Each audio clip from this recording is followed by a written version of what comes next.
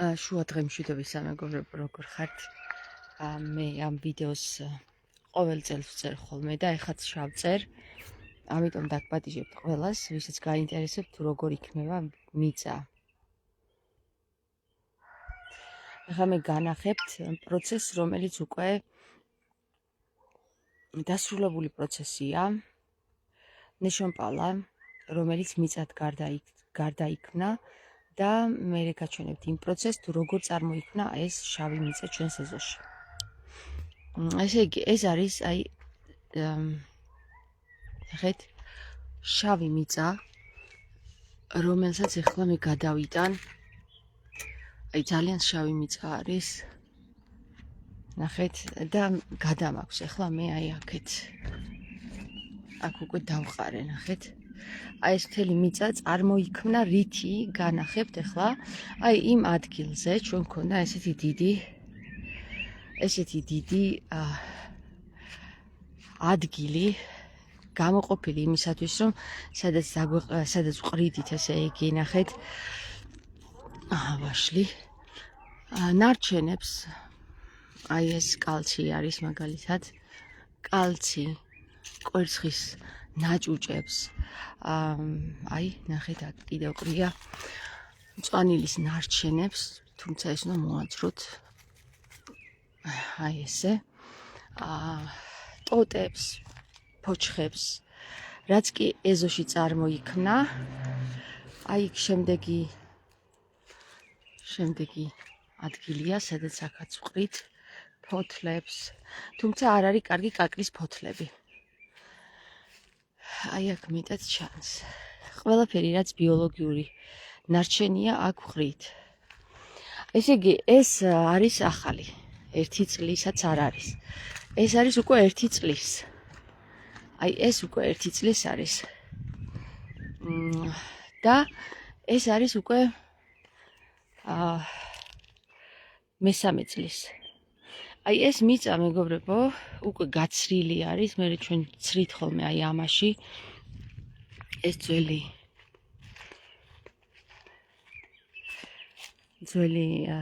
საწოლის ნარჩენია, რაც იმისთვის გამოვიყენეთ, რომ ეს მიწა, რომელიც ამ ფოჩხებისგან რაც დარჩება, ხო?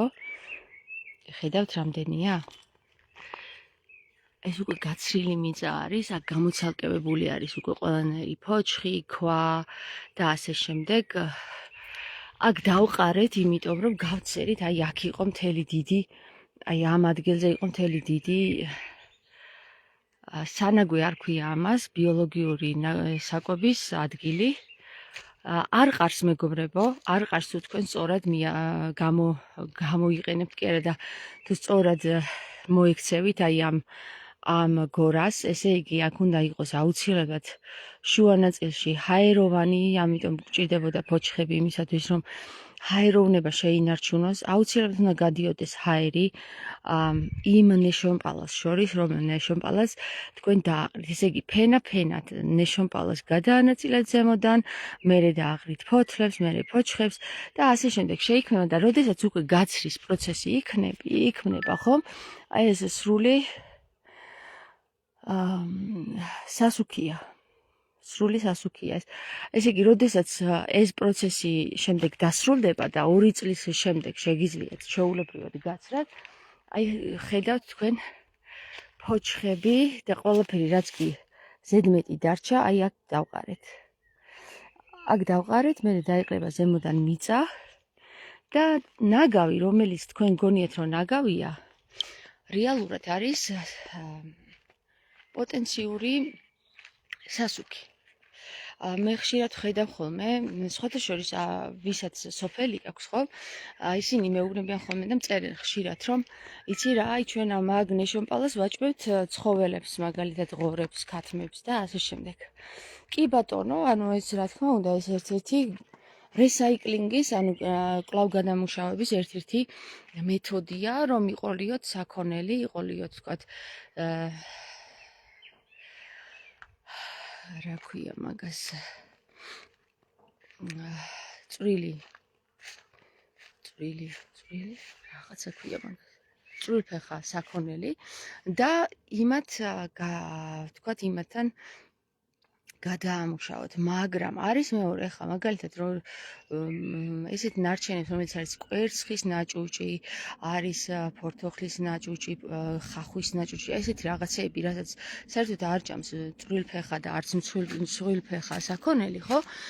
შეგიძლიათ მოათავსოთ, ასევე არ ჭამს ტოტებს, არ ჭამს ბოჩხებს, არ ჭამს, ძალიან ხშირად მინახავს ნაგვის ყუთში აი ესეთი რაღაცები ჩაყრილი და ვფიქრობ ხოლმე რომ აი ამ ადამიანებს სჭირდებათ იმის განათლება რომ ერთი ადგილი ხა ამხელა ეზო არის ხო და არანაკლებ ამხელა ეზო აქვს ადამიანებს სახლში აი ამ სოფელში თუნდაც ხო შეუძლიათ აირჩიონ ერთი ადგილი და აი იმ ადგილზე დააგროვონ ხო ამას არანაირი მუშაობა არ სჭირდება მხოლოდ სჭირდება სწორად გადანაწილება ისე რომ ჰაერი შეინარჩუნოს შინაგანმა შიგნით ძალიან არ დაეპრესოს ერთმანეთზე და აი ეს თავისით მუშაობს და გარდაიქმნება ნეშონპალად შემდეგ უკვე როდესაც 2 წელში ნეშონპალად გარდაიქმნება ხო უბრალოდ ფოჩხებს გამოაცალკევებ და დარჩება მიწა თქვენ ხედავთ რა ხელა აი რამდენი მიწა წარმოვქმენით 2 წელში. ეხლა ზოგს შეიძლება ნებისყოფა არ იყოს და 2 წელი ვერ ელოდოს ესეთ რამეს პროცესს, ხო? მაგრამ აი, როდესაც ეხლა ადამიანი არის როდესაც ადამიანი არის, რა ქვია მაგას, მუდმივი მაცხოვრებელი სოფელში, ხო? შეუძლია ჩვეულებრივად გამოიყენოს ისარგებლოს თავისი პროდუქტით არა მხოლოდ იმ პროდუქტით, რომელიც თავის ბაღში მოყავს, არამედ იმ პროდუქტით, რომელსაც ყიდულობს, ხო? და აი გააჩნია ხა მაგალითად ყვავილები, რომლებიც არიან ქიმიკატებით დამუშავებული, იმას თუ იყიდე ესეთ ადგილზე არ უნდა დააგდო, რა თქმა უნდა, იმიტომ რომ ის ქიმიური რაც არის, გადასდებს ამას, რა თქმა უნდა, დაზიანებული ყვავილებიც არ უნდა შეურიო ასეთ რაღაცას რა. მაგრამ აი ძალიან ბევრი მიწა წარმოვქმენით ჩვენ უკვე ესე მე-7 წელია ჩვენაც, არა მე-7 წელი? ხო, დაახლოებით მე-8 წელია რა ჩვენ გადმოვედით აქ მამაჩემის კუთვნილ მიწაზე დავსახლდით ამ სახლში და ნუ რა თქმა უნდა გერმანელებს ახლა ეს ცოდნა აქვთ და იქიდან წამოვიღეთ, მაგრამ საქართველოში ეს ნაკლებად განვითარებულია ასეთი მიწის წარმოქმნის კულტურა. ძალიან ბევრი აკეთებს გერმანიაში ასეთ რაღაცას. თითქმის ყველა ოჯახი, ვისაც ეზო აქვს და ვისაც კარი აქვს. ისინი ნაგავში იხდიან ფულს. თქვენ იცით რომ ბიონეშონპალაში იხდიან ისინი ფულს, სპეციალურად მოდის ესე იგი არ ურევენ ერთმანეთს პლასტმასს და ბიოლოგიურ საკვებს, არამედ სპეციალურად ბიოლოგიური კონტეინერი აქვთ, იმ ბიოლოგიურში ყრიან მხოლოდ ბიოლოგიურ ნივთებს, ნარჩენებს და შემდეგ მოდის სპეციალური მანქანა მიაქვს და ამაში იხდიან ისინი სპეციალურ თანხას. რადგან ეს თანხა ზოგს არ უნდა რომ გადაიხადოს და თანაც მიწა თვითონ უნდათ რომ წარმოქმნან, აი ესეთ ხერხს მიმართავენ, რომ თვითონვე გადაამუშავებენ თავიანთ ეზოში ნარჩენ ბიოლოგიურ საკითხებს და თვითონვე იყენებენ ამ რესურსს, რომელიც არის სხვის თვალში, ასე ქართველის თვალში ეს ნაგავია, მაგრამ ეს არის პოტენციური მიწა, როგორც უკვე გითხარით რა. აი ეს არის პოტენციური მიწა. ეხლა შემიძლია ნებისმიერ დროს გავიდე და აი ჩვენს კონტეინერში, ნაგვის კონტეინერში განახოთ თუ რამდენი ეზოში მოკრეფილი, ასე იგი ფიჩხი, ბალახი, თუ რაიმე სახის ბიოლოგიური ნარჩენია ხოლმე და რომელიც ყრია იქ და ვფიქრობ, რომ აი გული მწყდება, იმიტომ რომ არ იცის საზოგადოებამ რა გაუკეთოს ამას და გონია რომ ეს არის ნაგავი. ზოგი წვავს, რაც არ არის კარგი, ასევე აზიანებს ჰაერს. მოკლედ ერთი სიტყვით, ძალიან დიდი განათლება გვჭირდება ამ საკითხშიც, რომ ადამიანებმა თავიანთი რესურსები თვითონვე გამოიყენონ, ისე რომ ნაგავს არ გაატანონ. რა თქმა უნდა, ეს ბარაკასაც გილებთ, ესე რომ ვთქვათ. ბარაკა არ იქნება თქვენს ოჯახში, თუ კი თქვენ ასე ექცევით თქვენს პოტენციალს, ანუ იმ პოტენციალს, რაც ეზოში რეალურად გაქვთ.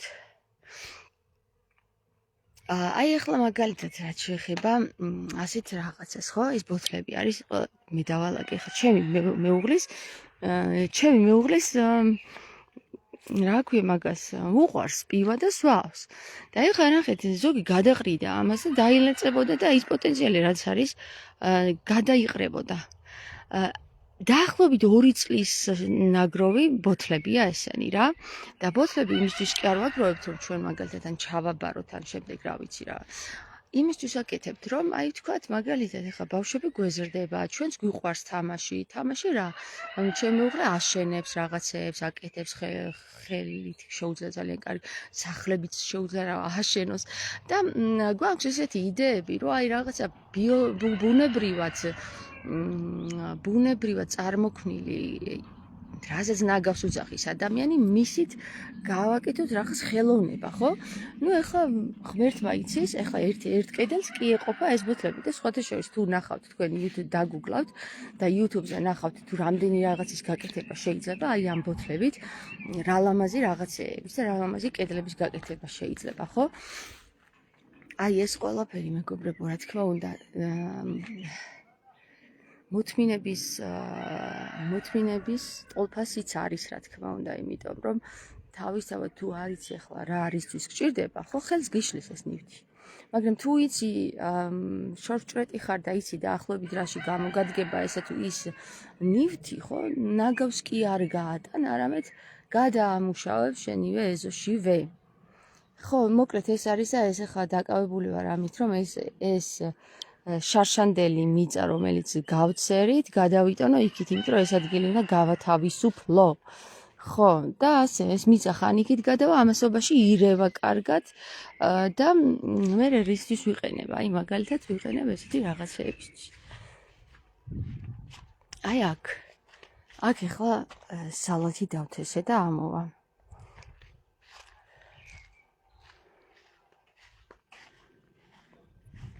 აი აქ დავყარე ახლა და გადავა იმას ვიზავ რა ქვია.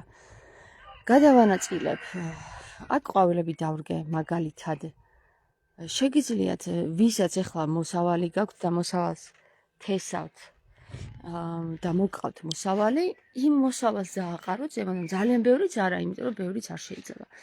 აფუჭებს. ხო და მოკლედ ესეთი რაღაცეები კარგი იქნება რომ საქართველოში ისწავლებოდეს როგორც სკოლაში. ისე მოსახლეობას ესე უტარდებოდეს ამის გაკვეთილები. ხო შეიძლება? ძალიან ადვილად შეგვიძლია ჩვენივე ხელით, ჩვენივე ძალები მოვმართოთ იმისათვის, რომ ჩვენივე ავაყვავოთ ჩვენივე ქვეყანა, მაგრამ ამის ინტერესი უნდა იყოს სახელმწიფოდან. თუ ამის ინტერესი სახელმწიფოდან არ არის, დგავარ აგერ 5 წელია და გავუკივი ერთი და იგივეს და ზოგს გონია რომ ნაგავია, იმიტომ რომ ზოგმა სიგარეტის ნარჩენები ჩააგდო აქ გუშები რო ყავდა, ეგონა რომ იქ ნაგავია. ანუ ხო ხვდებით რა, ძალიან დიდი განათლება არის საჭირო რომ შემოვიტანოთ ჩვენს ქვეყანაში იმისათვის რომ ეს ჩვენი მიწა არსად არ არის ესეთი ნოყიერი მიწა, სადაც აი მართლა ჩემი მეუღლე გეოგრაფია და რესურსების მენეჯერია რა. არსად არ არის არც ერთ ქვეყანაში ასეთი მდიდარი მიწის პატრონი ვართ მხოლოდ ჩვენ. გეუბნებით რა, ერთ-ერთი იყო შვეიცარია, რომელმაც იმით გამდიდრდა, რომ ესე იგი კარგი მიწა რა, ისეთ მდებარეობა აქვს შვეიცარიას, რომ რაც კი მდინარის მოჰქონდა კარგი მიწა, ყველა შვეიცარიაზე იმას შვებოდა რა, ლაგდებოდა. შვეიცარიის ტერიტორიაზე და იქიდან წამოვიდა მე ეს მიწათმოქმედება შვეიცარიაში. ეხლა მე ჩემი მეუღლისგან ვიცით რომ მე მაგ საკითხებში ნაკლებად ვერკვევი გეოგრაფიულ საკითხებში. ხო და საქართველოში კიდე გვაქვს უამრავი პოტენციალი იმის რომ ჩვენი მიწა ჩვენვე გამოვიყენოთ, ჩვენმე წარმოვქმნათ და არ დაგვჭირდეს ყიდვა მიწის, არ დაგვჭირდეს შემოტანა სადღაცა თურქეთიდან თუ უკრაინიდან თუ რუსეთიდან, ჩვენვე წარმოვქმნათ. თუნდაც აი ეხლა პესტიციდებს რო ვიყენებთ, ხო? ამასაც თავისი მეთოდები აქვს, რომ პესტიციდები რო არ გამოიყენო, ქართველებს ჰქონდა ეს ცოდნა, მე რა თქმა უნდა დაიკარგა ეს ცოდნა, როდის კომუნისტების დროს, როცა შემოვიდნენ კომუნისტები და ყველანაირი ცოდნა ფარმაციის თუ მიწათმოქმედების დაამსხვრიეს პირდაპირ მნიშვნელობით, იმიტომ რომ თავიანთ ბიუჯეტზე მოერგო და თავიანთ ფინანსებზე და ბიზნესებზე მოერგოთ ეს საკითხები და აი ნებისმიერ ოჯახს ჰქონდა ისეთი განკურნებადი წიგნი სახლში ედო, რომ თვითონ იკურნავდა თავზე, სულ არ ჭირდებოდა იმას არც ექიმი და არც თქვათ თუ საოპერაციო არ იყო ექიმი არ სჭირდებოდა ქართველს. თუმცა დღეს აი ხედავთ რომ თბილისში არა მხოლოდ თბილისში, ახლა უკვე რაიონებშიც აფთიაქები არის გადავსებულია და რატო დაგჭირდა ამდენი ბიჭო, არაფერი არ შეცვლილა გარდა იმისა, რომ ჩვენ შეგვეცვალა ფსიქიკა ის რომ მიზესთან აღარ ვართ ახლოს. ეხლა მახსოვს რომ ბავშვები 3 ბავშვი ყავდით დედაჩემს და 3-ვე ბავშვი ჩვენ კარტოფილი არ გვიყიდია, ბებიაჩემის მოყვანილ კარტოფილს მთელი ზამთრის განმავლობაში ყოფნიდა ის. ვიკვებობოდით მისით. აი ხა მითხარით, და ბებიაჩემი მარტო იყო, განა ვინმე ყავდა ისეთი რომ დაემუშავებინა რაღაც სხვა კაცები და ბრიგადა. არა, მარტო იყო ბებიაჩემი და ეს გალი შრომის მოყვარე იყო. მე ხა მარტო ბებიაჩემი კი არა, ბებიაჩემის თაობის ხალხი ყველა ეგრე იყო. მიწა რაც ქონდა, აი ამ ბაღში მოყვანილი მიწას ისე ანაწილებდა და ისე რესურსულად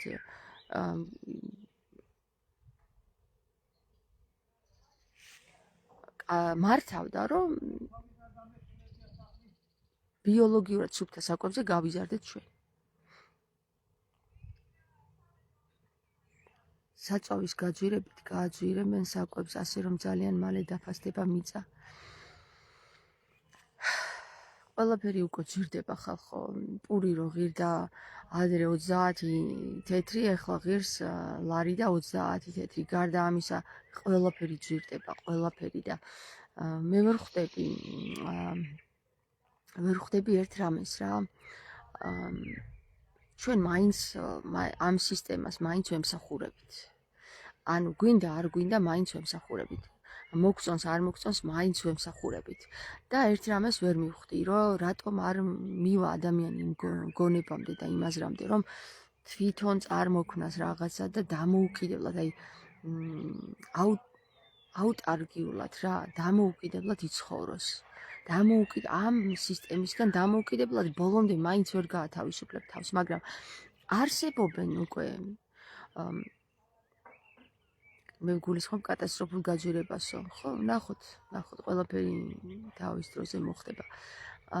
არსებობენ ოჯახები, რომლებიც მართლაც სრულიად დამოუკიდებლად, აი მზის ენერგიაზე, თავიანთი წყლის სისტემებით, თავიანთი აი აუტარკიულად ცხოვრობენ. ავთენტურად ცხოვრობენ. და როგორ ცხოვრობენ, როგორ ახერხებენ ისწავლეს ახლა დღესდღეობით, სანამ ინტერნეტი არსებობს, ის დიდი ხანი არ იარსებებს დამერწმუნეთ, სანამ ინტერნეტი არსებობს, შეგიძლიათ ინფორმირება მოიძიოთ იქიდან, თუ როგორ იცხოვროთ ავთენტურად. თუ თქვენ ვერ მოიძიებთ ინფორმაციას ავთენტურად როგორ იცხოვროთ, აი რომ მოგადგებიან კარზე, რომ წყლის ფული უნდა გადაიხადოთ, დენის ფული და გაზის ფული და შემდეგ სწორედაც იმ სისტემის გარეთ ვერ იცხოვრებ, თუ არ გააკეთე ეს თუ ის პირობები, რომელსაც აგიყენებენ, წარგიდგენენ, თქვენ ვერ იცხოვრებთ ავთენტურად. ანუ არ გიმუშავიათ ამაზე, რომ ავთენტურობა მოგემზადებინათ იმ სისტემისთვის, რომელიც ახლა მოდის.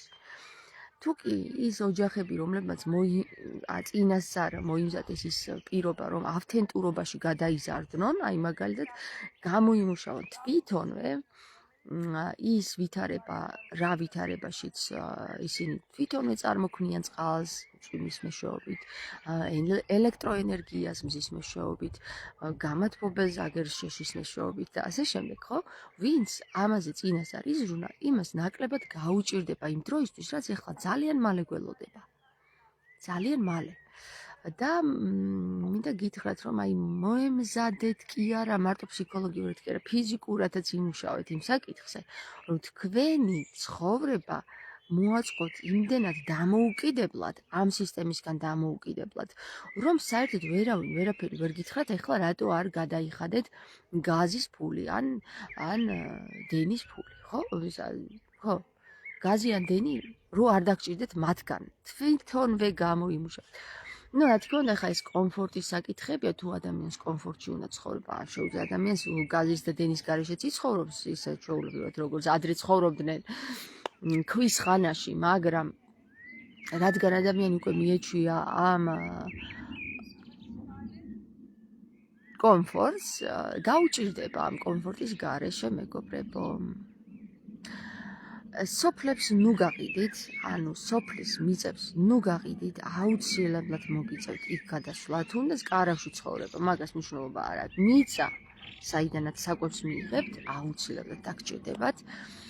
სადაც თქვენ თვითონვე მოიყვანთ და თქვენ თვითონვე გამოკვებავთ თქვენ თავის. ეს დრო აუცილებლად მოვა, მეგობრებო, ამას გვირდებით, ეს დრო აღარ არის, რომ ჩვენ ეხლა არის ბურჟუაზიული კი არა და ცივილიზაციის პიკია და სადაც პიკს მიაღწევს ხოლმე რაღაცა ვითარება, იქვე ინგრევა მე. ხვდებით, ეხლა არის უკვე ის პროცესი, სადაც უკვე მივდივართ ნგრევისკენ, იმიტომ რომ ძალიან პიკზე დგას, უკვე ძალიან მაღლა დგას ეს საკითხი და აუცილებლად ჩამოინგრევა და როდესაც ინგრევა კოშკი, აი იმ კოშკზე ახლიდან აწყობენ მე იმ ნარჩენებიდან, რაც ჩამოინგრა. და აი ეს არის ყველაფერი, რაც მინდა გითხრათ, იმიტომ რომ ძალიან ბევრისგან რა ახლა იმ თვალსაჩინოდან ბევრისგან გავიგე უკვე, ვისაც ვიცნობ, რომ სოფელში რაც აქვს, მიწა მისი გაყიდვა უნდა, იმიტომ რომ სახლი არის დანგრეული, სახლის ვერ არემონტებს და ასე შემდეგ. არა უშავს ის დანგრეული სახლი, როდესაც ის დრო მოვა, რომ ჩამოინგრევა ეს კოშკი, თქვენივე ხელით შერემონტდება, მთავარია მიწა. ეხლა რასაც თქვენ აქ ხედავთ, ამ მიწის გარდა მე კიდე მაქვს რამდენიმე სხვა მიწა, რომელიც აი ამ ადგილს მოშორებით არის იქით და დამერწმუნეთ, რომ ყველაზე დასაფასებელი ეხლა რაც მოვა, იქნება მიწა, ვინც შეინარჩუნეთ. მიწები ძალიან დიდრები იქნებით. მდიდარი მე არა მაქვს ფულად სიმდიდრეზე, არამედ მე მაქვს რესურსულ სიმდიდრეზე საკითხი, რომ რესურსი, რომელიც თქვენ გაგაჩნიათ, ყველაზე ძვირი იქნება მიწა. განსაკუთრებით საქართველოს ტერიტორიაზე. ასე რომ, ვინც გაყიდეთ მიწები, რამენაერად ეცადეთ, რომ ყველა ღონე იხმაროთ, რომ ისევ შეისყიდოთ საქართველოში მიწები, იმიტომ რომ დარჩებით საქართველოს მიწის გარეთ. აუცილებლად დარჩებით, აუცილებლად მონობაში მოგიხდება ცხოვრება, თუ თქვენი მიწებივე გაყიდეთ და თქვენი კუთვნილი მიწები გაყიდეთ, თქვენ აუცილებლად მონობაში იცხოვრებთ. დამერწმუნეთ მაგაში. ამიტომ ყველა რესურსი მოიძიეთ იმისათვის, თუნდაც რა ვიცი, ვალები, იმიტომ კი არა იყოთ, რომ ბინა იყიდოთ, რაღაცა ბინა თბილისში, რომელიც ჩამოინგრევა, მალე დარწმუნებული იყავით, რომ მალე ყველაფერი ჩამოინგრევა, რაც ეს ფუნჩრუკულად არის გაშენებული, არამედ იყიდოთ მიწა. გესმით? მიწა. ყველაზე ძვირფასი არის მიწა. ქართული მიწა განსაკუთრებით, რომელსაც ებრაელები, ირანელები, ინდოელები, პაკისტანელები, ჩინელები და ასე შემდეგ ძალიან ებღაუჭებიან და დღემეხვალიე კაცა კი არა და დღევანდელი ქათამი მირჩევნია ხვალინე კვერცხსო თუ დღევანდელი კვერცხი მირჩევნია ხვალინე ქათამსო, ესე რო იქცევა საქართველოს საზოგადოება, აუცილებლად ჩაეყრება წყალში. იმიტომ რომ დღევანდელი კვერცხი არ უნდა გერჩივნოს ხვალინე ქათამს. ამ შემთხვევაში დღევანდელი მიწა, რაც გააქვთ და რაც მოგცა ღმერთმა, თქვენ არ იცით რა ადგილზე გაქვთ მიწა, აი თქვენ არ იცით უბრალოდ დედამიწის რა ყველაზე ძალიან მაგარ კუთხე კუნჭულში გერგოთ მიწა და თქვენ კიდე ეს გაყიდეთ, აუცილებლად მაგისთვის მოგეთხოვებათ პასუხი. იმიტომ კი არა რომ თქვენ დაგსჯიან, აუცილებლად ინანებთ, ვინც კი მიწა გაყიდეთ მამაპაპისეული. იმიტომ რომ გეყიდათ ჯიპი ან რაიმე სახის აიფონი. ხო, ნუ მოკლედ. ზოგიერთმა სხვა მიზეზებისთვის გაყიდა, რომ თავისი ჯამრთელობისთვის ეგ კიდე სხვა საკითხია, მაგრამ ვინც კომფორტისთვის გაყიდეთ მიწა, დამერწმუნეთ, ამას მოგკითხავენ ზეციდან. ეხლა წავედი გავაგზავნოთ ჩემი მიწის წარმოქმნა, აი მიწიანი ხელები მაქვს, ხედავთ. მიყვარს მიწასთან მუშაობა. მიწა ერთ-ერთი ელემენტია, რომელთაც იტვირთები, ანუ დადებითად. ესე იგი, არის ესეთი 4 ელემენტი, ხო? მიწა, წყალი, აირი და ცეცხლი, ხო? მეხუთე ელემენტი სიყვარულია, იცით? ყველაზე ნაკლები ამ დედამიწაზე, რომელი ელემენტიც უკვე თავდება, არის სიყვარული. და იმიტომ რომ სიყვარული თავდება, შემდეგ რა თქმა უნდა თუ კი სიყვარული მოკვდება, მიწაც, წყალიც, ცეცხლიც და ჰაერიც დაკარგავს თავის ფუნქციას. ყველაზე მნიშვნელოვანი საკითხი რაც თავდება ეხლა, რომელი ელემენტიც უკვე გვიჯდება, ეს სიყვარულია. მე არ მაქვს იმ სიყვარულზე საუბარი, რომ ვიღაცა მაგალითად ვიღაცას ეხმარება, ეგ სიყვარული სხვა რამეა. სიყვარული აი ამ 4 ელემენტების მიმართ, რომელიც არის მიწა, წყალი, ჰაერი და ცეცხლი, ამ ელემენტების მიმართ სიყვარულის გამომუშავება, რომ შეძლო, უნდა აუცილებლად გქონდეს კონტაქტი მათთან და თუ თქვენ მიწასთან კონტაქტი არ გაქვთ და აი რაღაცა მე-11 თუ მე-15 სართულებზე ცხოვრობთ, რა თქმა უნდა თქვენი ენერგია უკვე შორდება იმ მიწის ენერგიას და ირღვევა, დისბალანსი ხდება. გააწონასწორეთ ეს ყველაფერი, ანუ აუცილებლად მიწასთან დააკავშირეთ თქვენი სიყვარული. წყალთან, მიწასთან, ცეცხლთან. ეხლა ჭია გოგონობა მოდის, ესეც ერთგვარი ელემენტის დატვირთვის ერთ-ერთი რიტუალია, რომ ჩვენი ენერგიები გაიცვალოს, ცეცხლისა და სიყვარულის ენერგია ამ დროს. ჩვენ ადამიანები ძალიან მნიშვნელოვანი ვართ ამ დედამიწის ელემენტებისთვის. ჩვენც ერთ-ერთი ელემენტი ვართ, ამიტომ სიყვარულის მატარებელი ელემენტი ვართ, რომელიც მათ ხედავს და აფასებს.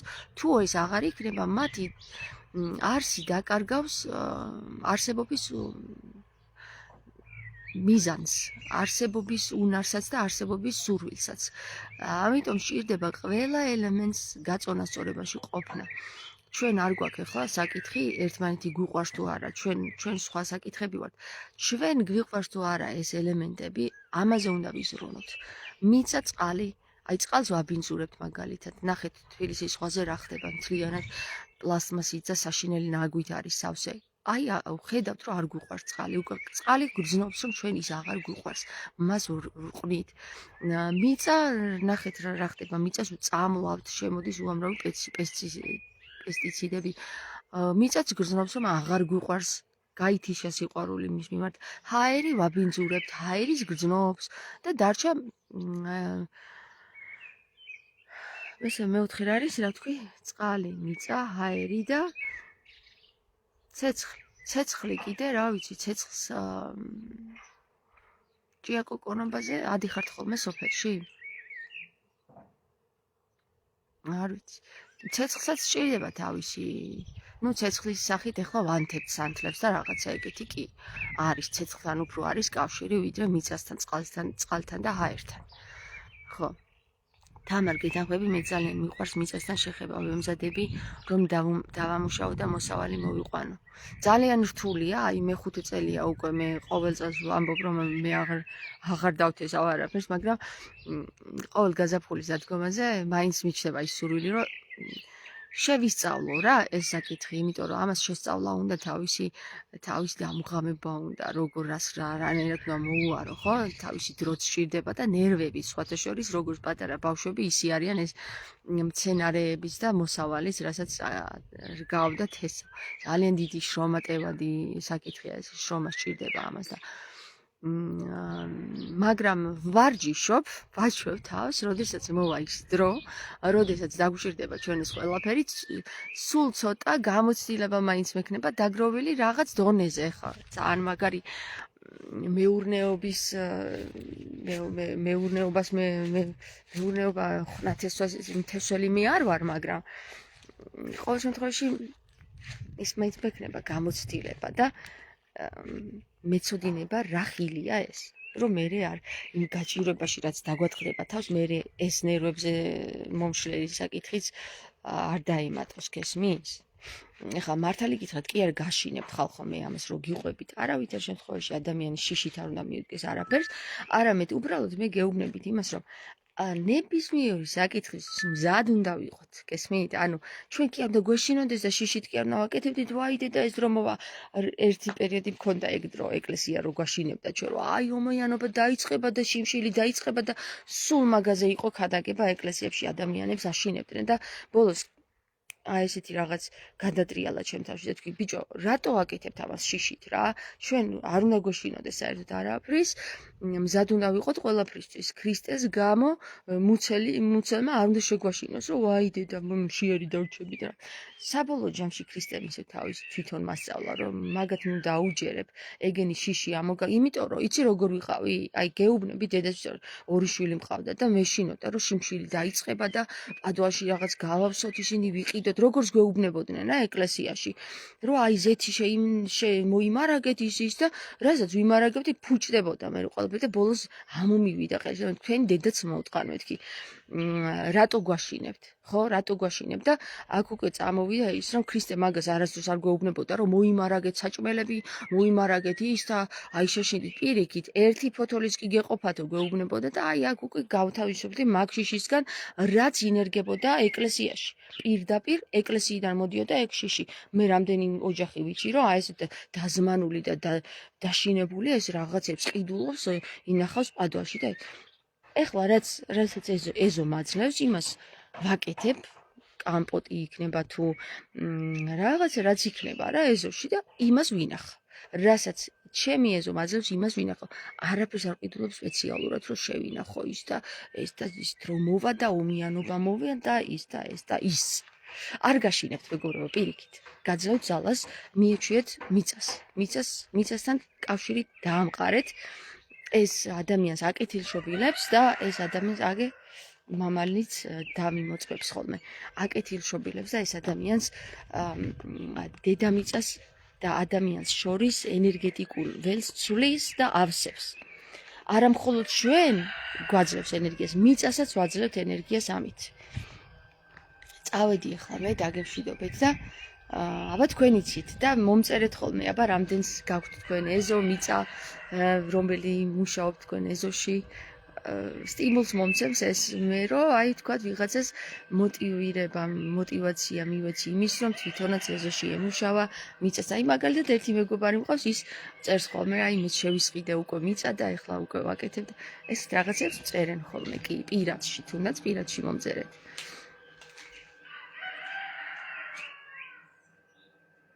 არი ფიქრონ არც ერთ დღეზე მე ვიფიქრებ თქვენზეო ქრისტემ ხო ხო მარიამ ამის მაგივრად ქადაგამენ სულ სხვა რამეს შეისყიდეთ იყიდეთ ზეთი თაფლი ის და კაი რა მაგის დედათი კაი აბა გაკოცეთ